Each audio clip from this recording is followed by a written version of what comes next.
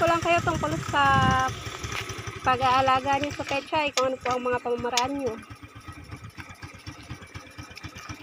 Ano lang, pamamaraan lang namin, basta pagitan lang isang araw, bomba ng panghayop, ganyan.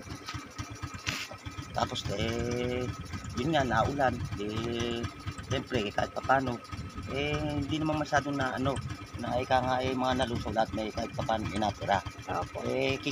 Kikita naman. Kikita naman po kahit paano. Basta ang pechay lang, wag lang pababa, kahit papano, makukuha naman siguro yung gastos ng puhunan ng amo, tsaka kahit ika nga yung makaparti lang kami ng tiko konti, ayos na sa amin. Opo. Ayan, ika nga, hindi naman madalang na madalang. Opo. Basta lagi lang ika nga tayo tatawag lang sa itaas,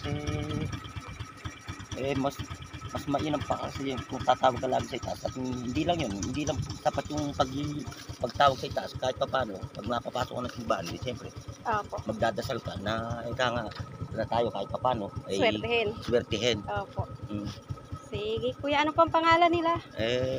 Eddie Reyes. Ayan, Kuya Eddie Reyes, thank you po.